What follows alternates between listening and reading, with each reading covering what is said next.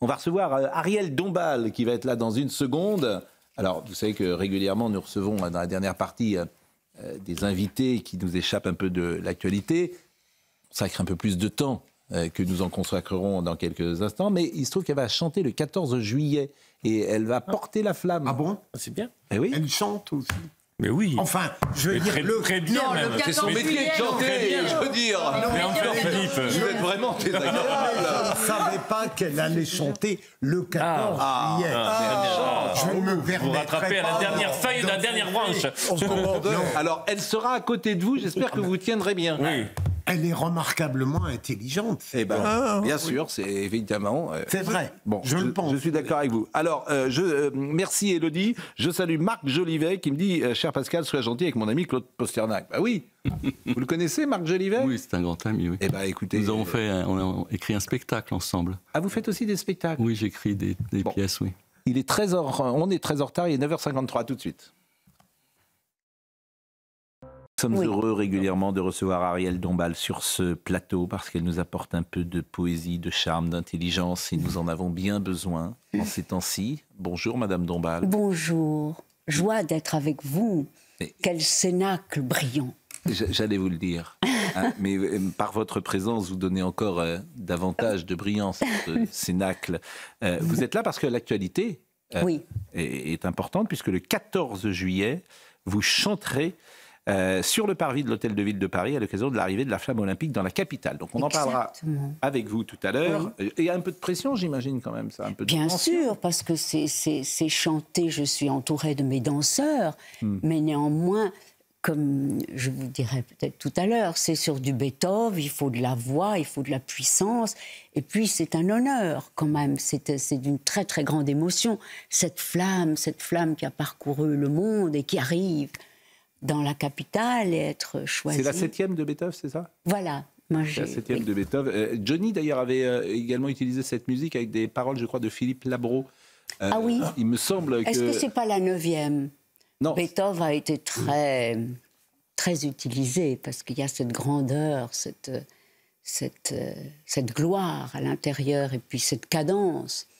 Voilà. On écoutera en tout cas tout à l'heure, et puis vous nous avez apporté le clip Olympics. Je vais remercier notre ami Olivier d'Artigol, lui dire le plaisir et la tendresse qui est la nôtre de vous avoir régulièrement sur ce plateau. Je sais que vous partez pour l'île de Beauté, et donc on salue également tous nos amis corses qui nous équipent. Tout Ajaccio qui vous attend, puisque vous allez prendre l'aéroplane pour aller tout à l'heure jusqu'à Ajaccio, puisque vous avez la chance d'avoir ces propriétés au bord de l'eau. Vous savez que ça va provoquer encore des centaines de messages. On ne dit pas d'achat en l'occurrence, mais bon, c'est vrai que c'est fini, je peux vous... Voilà. À la semaine prochaine. Mais je vous aime beaucoup, vous le savez. Allez, à la semaine prochaine. Merci, cher Olivier. Et Noémie Schultz va prendre votre place pour l'actualité judiciaire. Somaya Labidi nous rappelle les titres à 10h02. Gérald Darmanin à la manœuvre pour ce second tour. Nous faisons très attention pour ce dimanche qu'on fait ce matin, le ministre de l'Intérieur. 30 000 forces de l'ordre mobilisées pour la soirée, dont 5 000 rien qu'à Paris et en banlieue. Un très gros dispositif pour que l'ultra-gauche ou l'ultra-droite n'en profite pour créer du désordre, dit-il. Une grande coalition de la tambouille politicienne répond ce matin. Fabien Roussel, aujourd'hui nous sommes dans l'entre-deux-tours. J'appelle à ce qu'il y ait le maximum de députés de gauche à l'Assemblée nationale pour répondre aux attentes de nos concitoyens. Ils l'ont exprimé fortement, y compris en votant RN, a-t-il déclaré ce matin. Et puis l'opératrice du SAMU qui avait raillé fin 2017 au téléphone, Naomi Muzenga, une jeune femme morte peu après à l'hôpital, comparée aujourd'hui à Strasbourg pour non-assistance à personne en danger. Un soulagement pour la famille de la victime qui réclamait justice depuis 3 ans. Merci Somaya. Ariel Dombal est avec nous. L'actualité est toujours présente. J'imagine que vous la suivez, bien sûr, cette actualité, Madame Dombal. Bien sûr, comment ne pas la suivre? Jordan Bardella a pris la parole pour évoquer ce qu'il appelle les brebis galeuses. C'est des exemples de candidats qui ont été révélés problématiques dans la presse dernièrement. Alors il y a une jeune femme qui s'appelle Ludovine Daoudi, par exemple. Elle a été exclue du parti.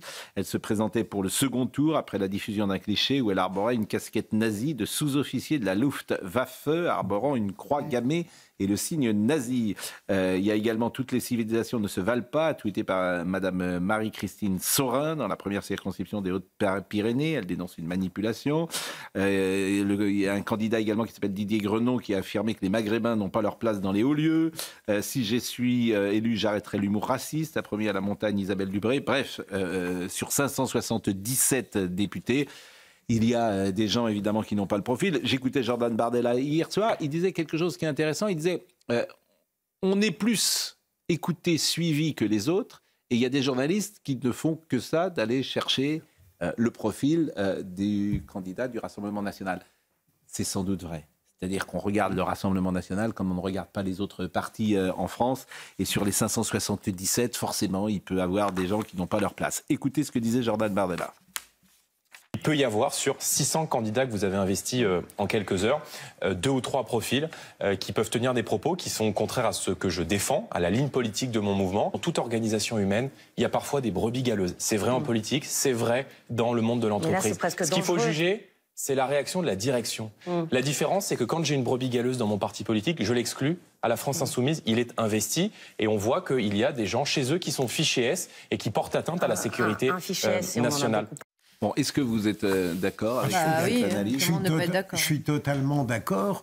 Et vous avez rappelé certains propos. Je ne mettrai pas tout sur le même plan. Dire que toutes les civilisations ne se valent pas, on peut dénoncer intellectuellement cette infériorité de telle ou telle situation, mais ça n'est pas immoral de le penser.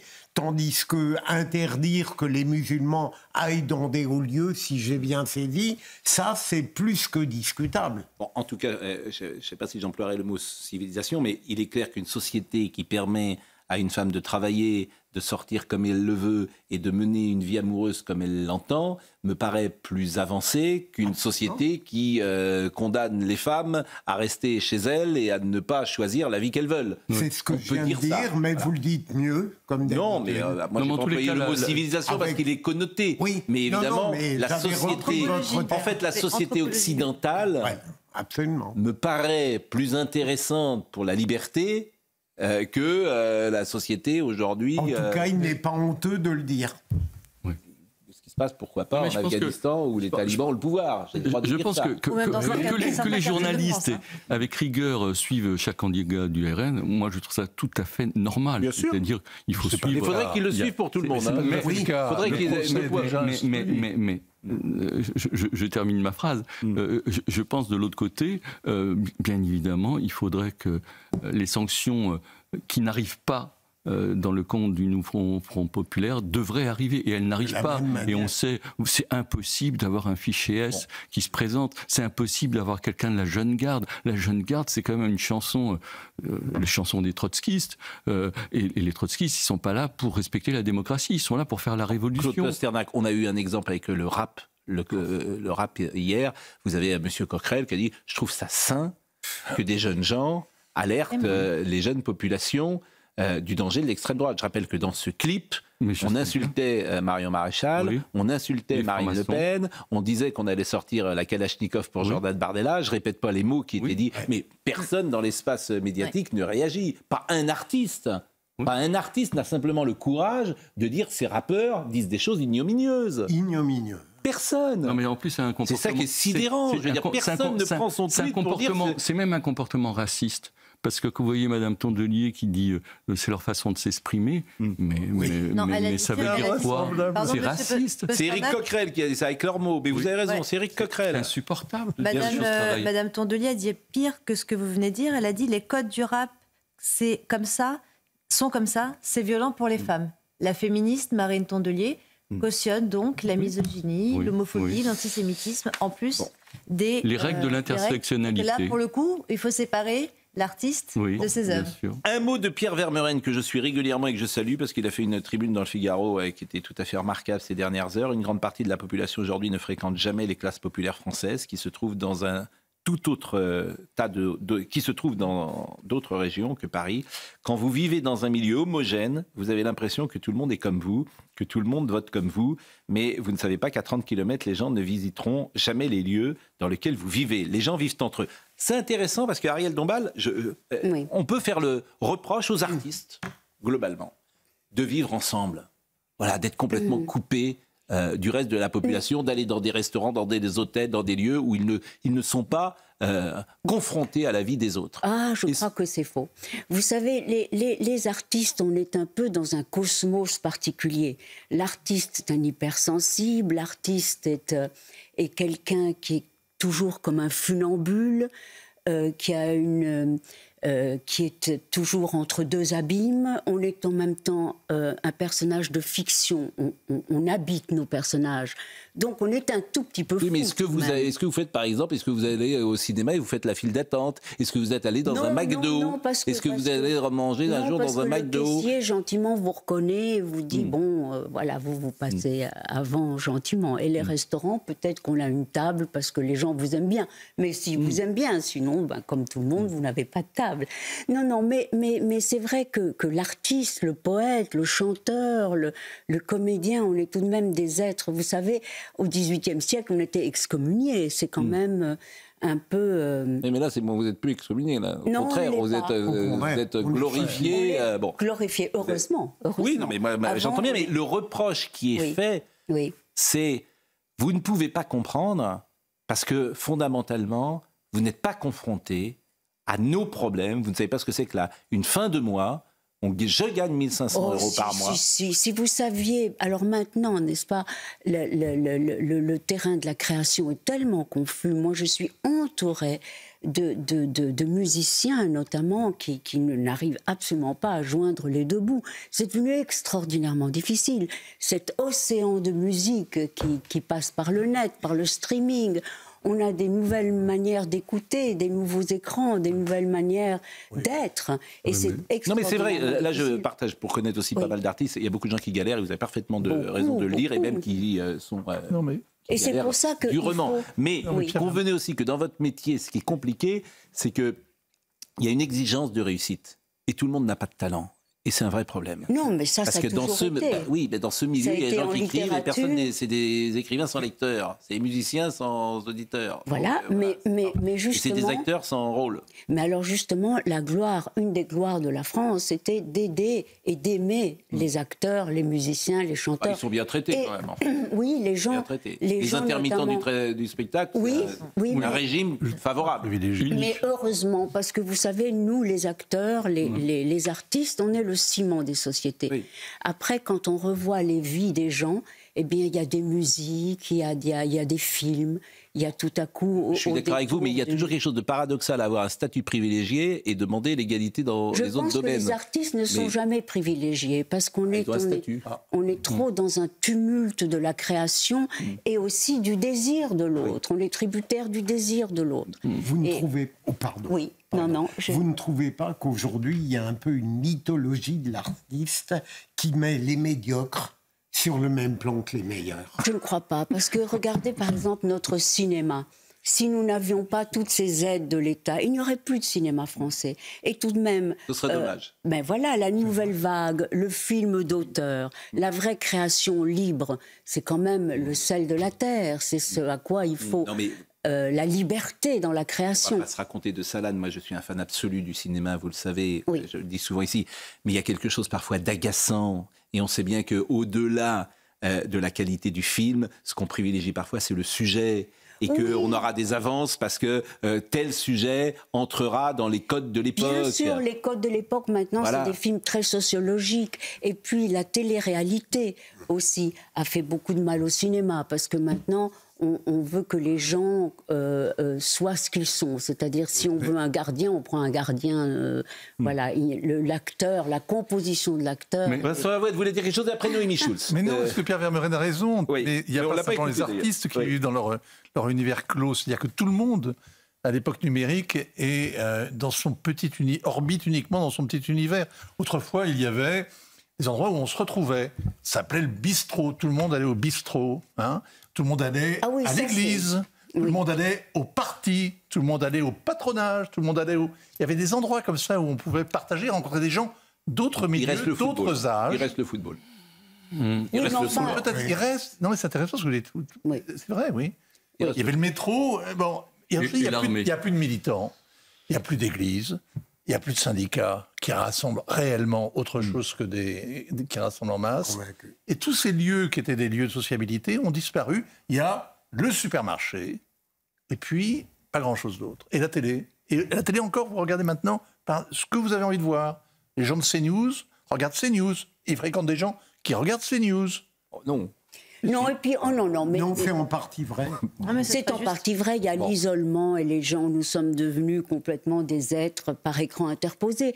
Mais néanmoins, il y a encore la liberté de marcher dans la ville et de rencontrer qui on veut. Vous n'habitez pas à Paris. Bien sûr. Voilà. Oui, mais alors, vous rencontrez qui on veut, mais vous pouvez rencontrer quelqu'un parfois qui a des mauvaises intentions dans la ville. Mais ça, je vais vous dire, pour une femme, dans tous les pays du monde, on a peur la nuit, et depuis des siècles, et on aura toujours peur la nuit d'être seul dans une ville. Eh bien, écoutez, il y a quelqu'un qui vient de passer quelques temps au Danemark qui en arrive et qui me dit c'est extraordinaire, j'ai fait mon footing tranquillement, j'ai un sentiment de sécurité très grand, qui était à Copenhague et elle est revenue d'ailleurs, cette jeune fille m'a dit j'étais dans un autre monde. J'étais à Copenhague, je suis resté 8 jours, j'étais dans un autre monde. Noémie Schulz. Noémie Schulz, que vous connaissez. Vous nous regardez régulièrement, madame? Bien sûr. C'est vrai? Non, mais c'est vrai. Qui ne regarde pas? Non, arrêtez, mais vous mentez pas. Si. Non, je ne mens pas. Moi, je ne mens pas. Voilà, donc vous connaissez tout le monde? Je connais tout le monde, absolument. Donc vous connaissez Noémie? Oui. Et elle fait quoi?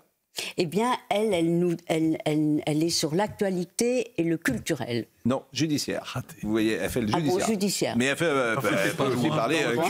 Non, mais parce que je vérifie. Mais elle est excellente. Non, mais je vérifie, vous savez, moi. Je vérifie. Et elle est très précise, très rigoureuse, et elle vient chaque matin. Alors, il s'appelle Pascal Praud. On commence par quoi? Par Benoît Jacot? Si vous voulez. Allez, Benoît Jacot, puisqu'il est quand même mis en examen pour viol.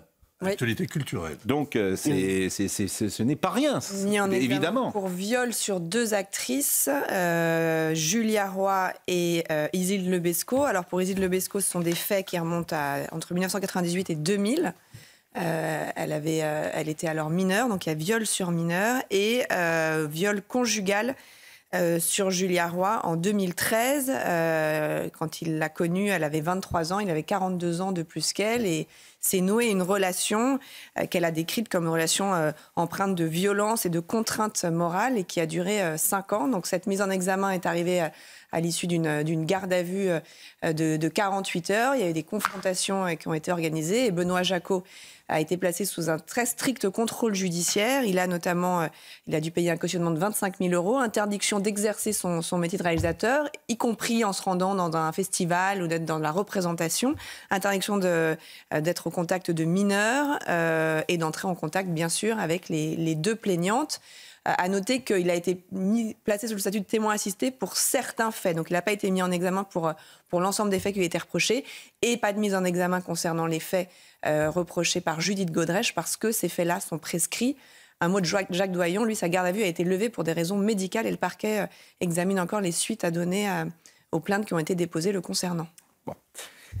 Je ne sais pas si Mme Dombal, si Ariel Dombal a une réaction sur ce monde du cinéma que vous connaissez. Et peut-être, oui, bien entendu, mais vous savez, depuis que le monde est monde, il y a des prises de pouvoir, il y a des abus, il y a évidemment.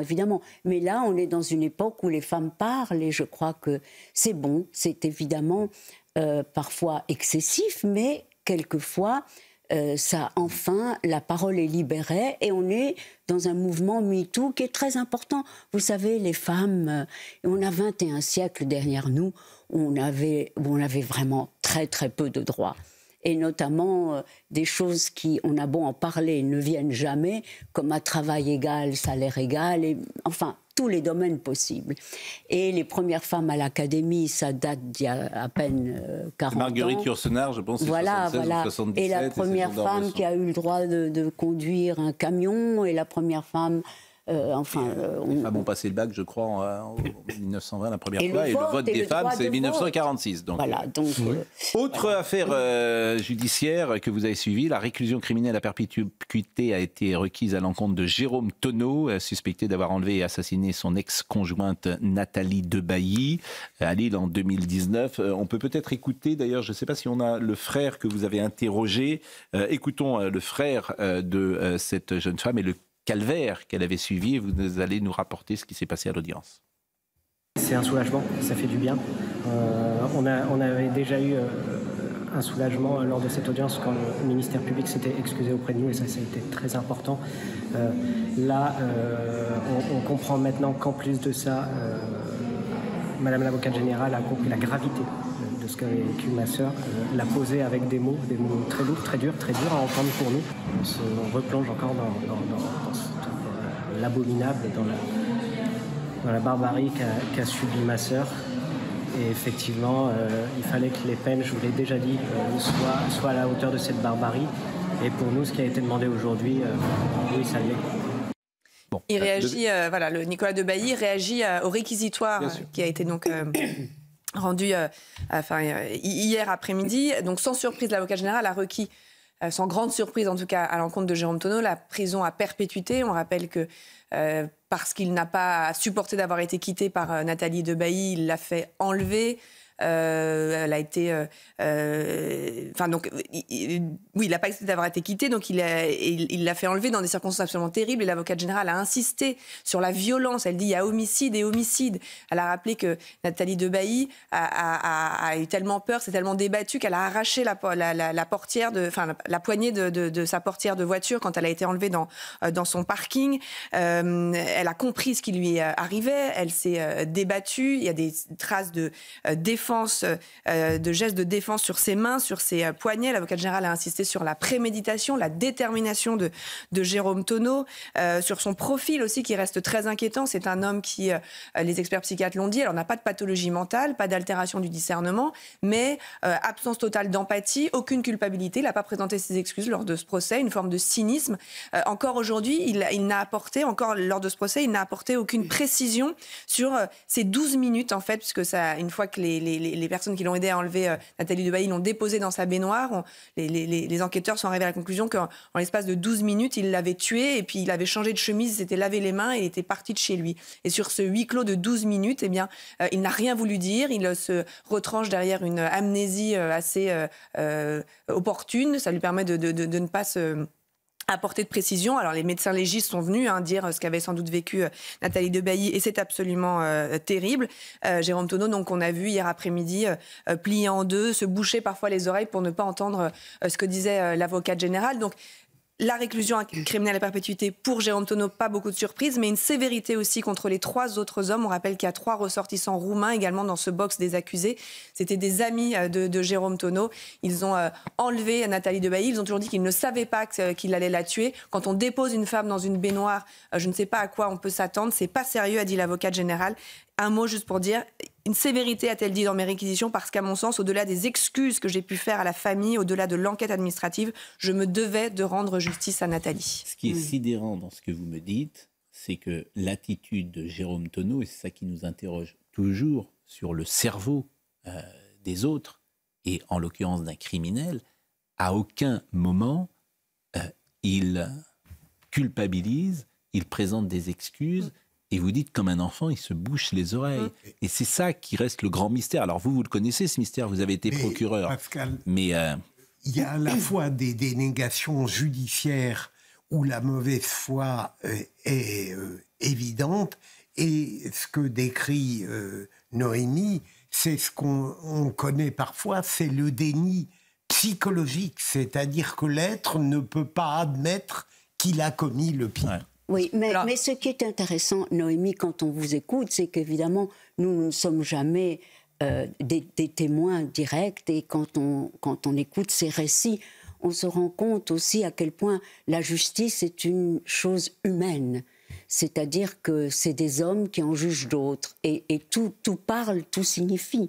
Et en effet, un être qui se bouche les oreilles, etc., ça semble effrayant. Verdict quand, Noémie Schulz? Demain, aujourd'hui, journée consacrée au plaidoirie. Et sans surprise, sans doute, parce qu'il y aura la réclusion criminelle à perpétuité, sans surprise. Oui, par contre, je ne veux pas dire réclusion criminelle à perpétuité requise pour lui, 30 ans, 20 ans, 20 ans pour les 3 autres. Lui, honnêtement, bon après, je fais pas de pronostic.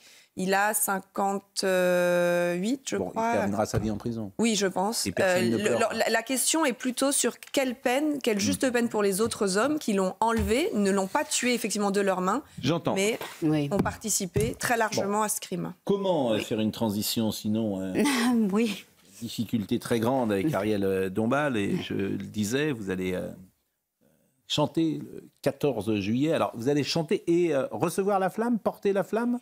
La flamme arrive à Paris, à l'hôtel de ville, et bon, je chante, je ne sais pas exactement si je tiendrai la flamme, je ne sais pas. Vous savez, c'est tout un périple. La flamme, il y a à peu près 20 000 personnes. C'est des relais, la flamme, et c'est ça qui est beau. Mais enfin, le feu sera là. Et l'important, c'est le feu. Et comment qui a décidé que ce soit vous qui chantiez? C'est la mairie de Paris qui est venue vers vous? Voilà, c'est ça.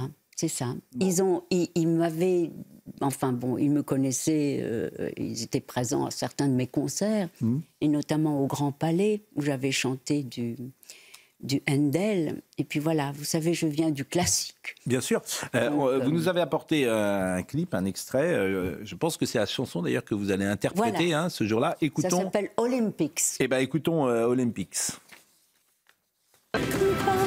J'étais content de revoir un clip parce que je trouve qu'il me rappelle cette période qu'on a tellement aimée des clips des années 80, 90, 2000. Il y a même l'esthétique des années 90, 2000. Je ne sais pas si c'est volontaire ou pas. Il est très réussi ce clip. Très débouflé. Ouais, exactement. Exactement. Eh bien, bon, c'est moi qui l'ai fait avec mon équipe. Vous savez, je fais mes clips, mais j'ai évidemment des partenaires extraordinaires, et notamment tout le travail en 3D qui est formidable. Et puis, en effet, les vêtements, c'est Marie Beltrami qui a travaillé beaucoup avec Good. Donc, il y a cette stylisation. Oui, c'est pas... Et puis, des vrais athlètes autour de moi, des boxeurs, des escrimeurs, des champions. Donc, tout ça fait une orchestration signifiante. Et qui est gloire aux athlètes. Que Paris soit une fête avec tous ces athlètes, Tour Eiffel comme un trésor d'une pluie de médailles d'or au sein de cette nuit, la Concorde de Tuileries est gravée dans l'effort de l'âme et du corps. C'est bien écrit. Oui, c'est moi qui l'ai écrit. Eh ben, c'est les Jeux Olympiques, que Paris soit une fête. Bon, est-ce que vous faites du sport vous-même? Est-ce que vous aimez le sport? Oui, j'aime beaucoup le sport. Et je dois dire que l'euphorie que procure le sport est quelque chose que nous connaissons tous. Enfin, je veux dire, quand on marche dans les forêts, ou quand on fait de la bicyclette, ou quand on nage, ou quand on court, il y a quelque chose de la jubilation du corps. Et j'ai toujours eu une grande admiration pour les athlètes, et notamment les athlètes femmes, parce que j'ai écrit cet hymne dans cet opus, cet EP qui s'appelle... Iconics, où c'était un exercice d'admiration. Je montre le vinyle Iconics. Voilà, c'est un exercice d'admiration envers des femmes qui, moi, m'ont nourri, illuminé, qui m'ont permis de devenir ce que je suis. Des femmes sportives, des athlètes. Alors justement, Olympics, c'est sur les athlètes.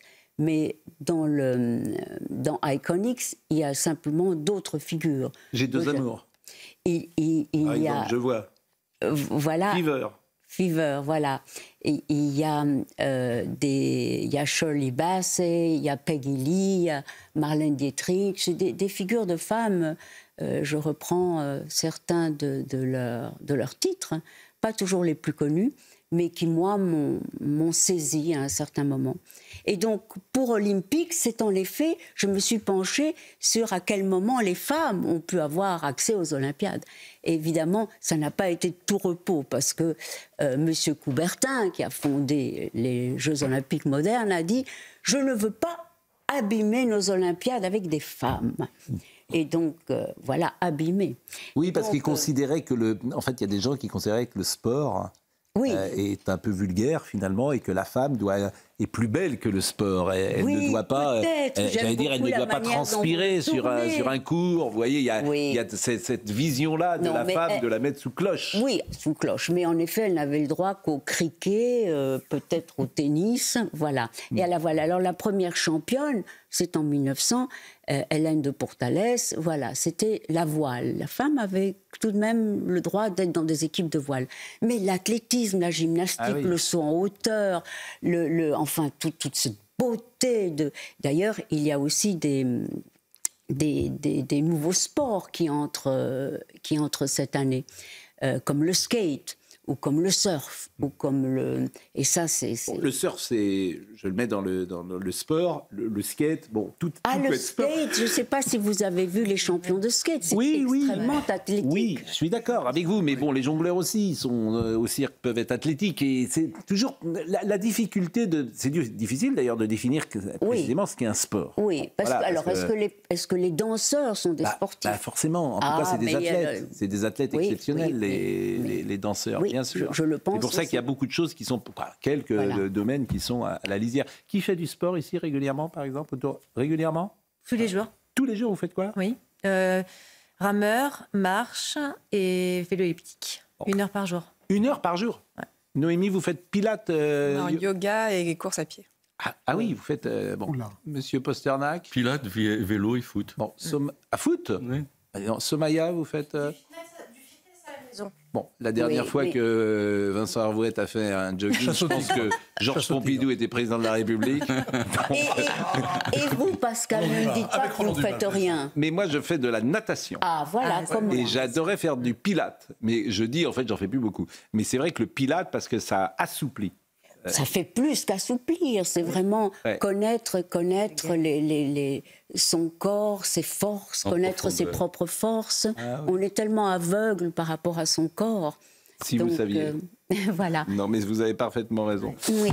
Il est 10h31, Somaya Labidi nous rappelle les titres. Et puis, c'est vrai que ça nous fait plaisir que vous soyez là parce que cette actualité est tellement sombre. Parce que les Jeux Olympiques, je disais en début d'émission, je trouve que Emmanuel Macron nous a volé les Jeux Olympiques. Non, on ne peut pas dire ça. On ne peut pas dire ça. Il y avait déjà un bashing des Parisiens contre les Jeux Olympiques avant. Oui, mais là, à ce moment-là, on entend depuis 6 mois que des grognements autour des Jeux Olympiques. Or, franchement, Paris est la capitale presque du monde. C'est le pays le plus visité, le plus rêvé. Paris, c'est la ville lumière. On doit être terriblement fiers d'être comme ça au centre de toutes ces compétitions, des sportifs du monde entier. Ça devrait nous exalter. Mais moi, je suis d'accord avec vous parce que moi, j'avais pas envie d'être du côté des grognons, comme vous dites. Mais c'est vrai que cette séquence qui arrive, c'était pas le moment de faire une... Non, mais là, pour travaux, c'est autre chose. Mais de plonger le pays dans cet état-là en plein mois de juillet-août... Mais écoutez, c'était une assemblée qui ne marchait pas très bien, franchement. Voilà. Oui. Et donc, ça pouvait peut-être attendre le mois de septembre. Très bien. Le mois de septembre et octobre. Voilà. Non, mais eh bien, il s'est saisi d'un moment qu'il a lui, semblé. Vous le connaissez, le président Macron? Oui, je l'ai rencontré à l'occasion, notamment, il s'intéresse au cinéma. Et voilà, un film dans lequel j'étais, et je l'ai rencontré comme ça.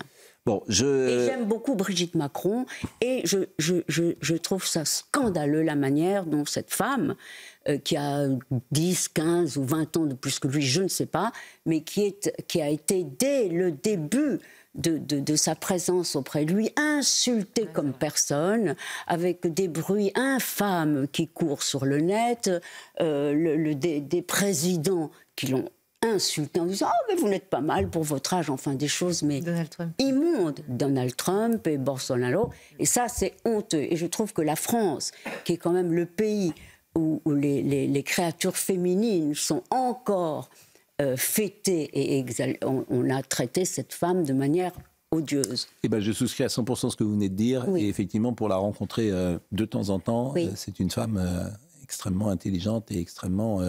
agréable et qui a beaucoup d'empathie pour les uns et les autres. Oui. Somaya Labidi nous rappelle les titres. Une femme de 88 ans porte plainte après avoir été rouée de coups et traitée de sale juive. Des faits qui se sont produits le 24 juin à Saint-Brice-sous-Forêt, dans le Val d'Oise. Une enquête a été ouverte et des investigations sont en cours.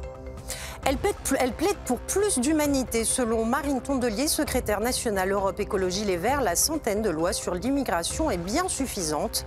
Il faut juste les appliquer avec plus d'humanité, dit-elle ce matin au micro de Laurence Ferrari.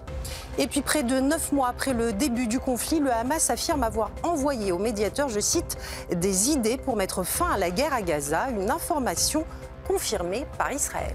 Eh ben, je remercie grandement Somaya Labidi. Claude Posternak, c'était un plaisir vraiment de vous recevoir parce que vous ne venez pas assez souvent nous voir et ce que vous avez dit à la fin notamment de la première partie était très fort et très puissant. Merci. Ah voilà, on entend Olympics. Ça c'est bien Olympics. Alors en plus c'est en vinyle. Oui.